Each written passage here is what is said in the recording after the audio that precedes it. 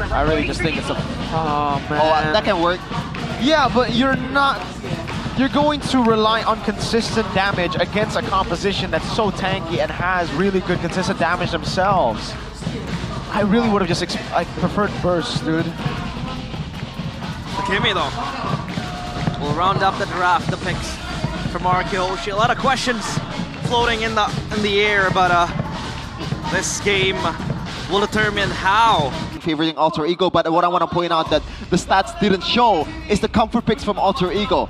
I think this will be huge for them. The Kingdom now lying and hanging in the balance, rallying behind RRQ Hoshi for one last push into the playoffs. Will Alter Ego again shatter their dreams, or will the Kingdom fight back? Game 1, Alter Ego against RRQ Hoshi. Big match for both, still fighting for playoffs. The battle between the veteran and also the young blood here, Rins. You can also say that he's a bit more experienced than Hijime in different regards, especially the international scene. Rins has tasted that grand stage of M series. Alec and Hijime. Oh, that's not good. But it's to be expected in a way. Yeah. Expected emblems.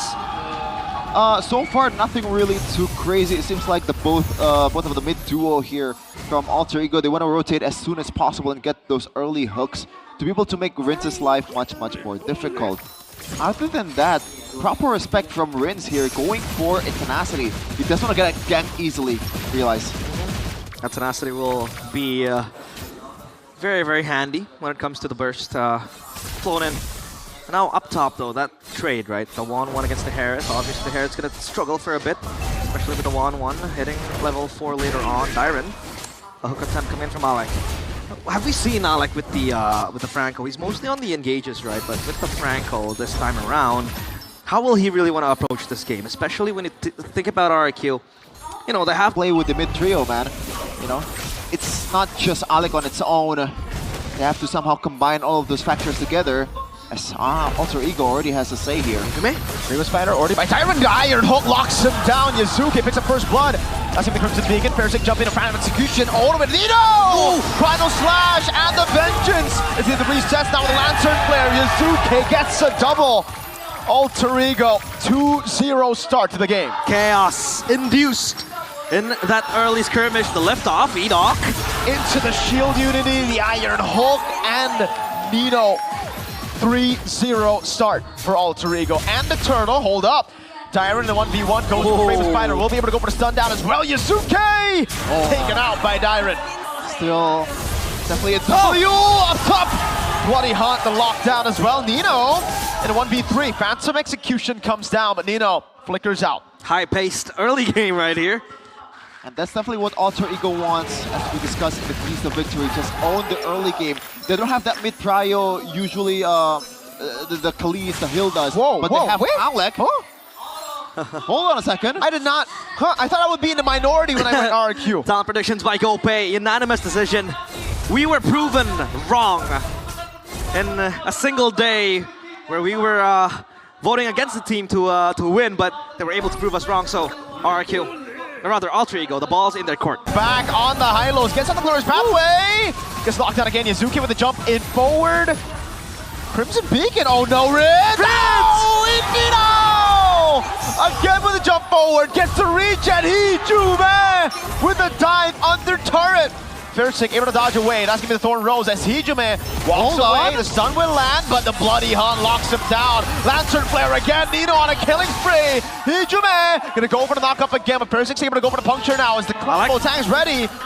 Toy pops it in just to escape. Alec doesn't have the Bloody Hunt, but they have everyone on him. Nino again with a kill. 4-0 and 3 Yazuki. There's no way they kill him, dude. Complete obliteration. The castle doors are wide open, 8-1. 3.5k gold lead for Alter Ego. This is a dream start for them. Yep. And just as the first match earlier, the Lapu Lapu value will slowly go down once we get into the mid game to the late game too.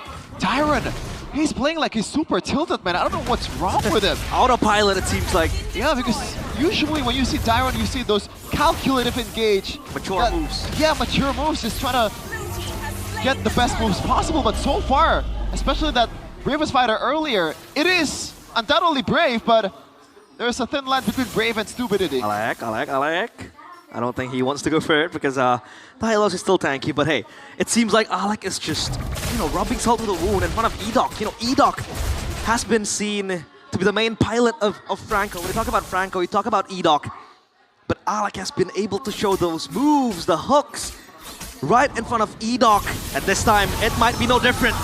Edok on the Hylos, something heavily criticized. Oh! Iron Hook, Bloody Hunt, winner crown, lands a blow! Nino! Final slash in the back, that's a phantom execution defensively, Ijume! Alter Ego are stomping RRQ. A very bitter chain of events. What are the sequences? The drawn-out fights, starting from the pickoffs. Alter Ego, they're not stepping on the brakes just yet. And the rush towards the plate armor from Yazuki, it becomes even harder. It's super hard to punish already now that the 1-1 and the Kimi will become less relevant once that item is secured. What to do for RRQ? Is it just hoping for a mistake from Alter Ego? Because it really seems so. And the margin of error of this composition is really high for Alter Ego, man. They just have to play with the bushes. At this point, it's super blue the map. Tyrant and Edok cannot open map at all. Wow. Oh my god. Even with the Crimson Beacon. Yeah. That's a kill. That's a kill. What a combo again. The Bloody Hunt. Edok's going to be falling for the 4th time this game. Arfi with the pickup. There's so much setup for the Iron Hook, right? The Lantern Flare, liftoff, the Baxia Shield Unity crash. And even if we're talking about the Arlet too, it kind of complements this Franco pick. But is it only the Franco pick though? Well, there's still a lot of ways for Alter Ego to dismantle RRQ at this point. The gold lead is just too huge. 13 kills in a span of 7 minutes. In a composition where RRQ needs to win the early game to be able to be relevant. The Lapu Lapu. Now, their window for RRQ is getting lesser and lesser. They do have 2 marksmen though, so they can play around that. But once the Winter Crown is being built, it's gonna get even harder. Sky Piercer, even for Hijume. He knows all he has to do is just light up the way, light up the path, and just hope someone gets slow to get executed by the Sky Piercer. But Alec, look at him, so confident moving forward. Now the question, as I always pose, Chefin, when teams are behind, what is the winning condition for RRQ? What do they need to wait for? Oh, hold on! Ooh, with a final slash this time. Not with a flicker, RRQ.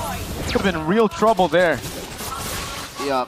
It really seems like there's no lockdown, proper lockdown for the 1-1. Even if, I said it earlier, if they have a lockdown, I don't think it really matters at this point. The items is just not enough for Toy. So far, he only secured that corrosive sight. Yep. Might be building towards actually a Demon Hunter sword. DHS. So he prefers to burst down Yazuki and the frontliners of Alter Ego. But it is still not enough, man. It's a game over though. I think it is. It really is, I think. Like with this composition, that's why I'm not a fan of Kimi, right? Like, what is the Kimi supposed to do? Are we just scaling here? But you have a 1-1, so it's kind of like, I don't see the synergy for this composition. Bloody Hunt, Winter Crown going to be coming down if they decide to go in, but no one decides to back him up. So Alter Ego just pick up another free kill on Edok, 0-5 and 0. A clear message from Alec to Edok. Whatever you can do, I can do better. And Alter Ego, they are cruising. This is a walk in the park for them. Yeah. For a team that is known to bring the chaos in the early game, RRQ is just broken down to pieces. Bravest fighter, Nino. Oh no, Tyrant all alone right here. Pops in Bravest fighter to escape. Nino definitely going to be looking for the final slash, but the Glorious Pathway stops him in his tracks. Lord spawning in the game. That's a 10,000 gold lead. Yikers. Yeah, that's a super early Holy Crystal. Oh! Also from RP! No Bloody Hunt this time around. It was just down for a bit. Now it's up, but Free Lord for sure. Oh, Nino? Is he fishing for an angle? No Alec way. is here to back him up, but the Bloody Hunt is up. But yeah, this is just another Lord conceded 1v1 with Fairsick, but he's a Lancelot. He can always move in and just bob and weave. Yeah, if he 1v1 Arlen, Nino will win. Surely. 5-0. Thoughts, Chefin? Well, look at the goal difference for Harith and also 1-1. That's 3.6k. that is disgusting. Literally doubled the gold tally of Toy. It is not fair to start a team fight like this for Alter Ego. Really, all they have to do is just cycle the hooks. If it doesn't land, you look for another hook. You don't have to do anything else. Yeah. This might be it. Oh my lord. Oh. Thank goodness for the minion. Minions for the win. But the Lord will march up. They will try to maintain that tri-lane push on towards the base. RRQ, their wave clear though, is it good? Their base defense, is it any good? I mean, there is a bit of a light in Rinse, but First has to rely on his mechanics to be able to make it work. But 1-1 as a marksman is a terrible clearer. Yeah. It'll all be on Rins, and he's super behind, so no, their clear is pretty... Yazuke, Shield Unity, not going to be going for the Iron Hook this time around. Glorious Pathway already down, Edok. Lancer flares on him, Tyron's going to be able to go for it now. Crimson Beacon, that's going to throw down, and Edok gets away from just a bit. That's going to Thorn Rose coming out as Diamond pops in Bravest Fighter. Toy still there, Lord held down in the mid lane. They're going to need all the turrets on double time for the Lord to be taken down.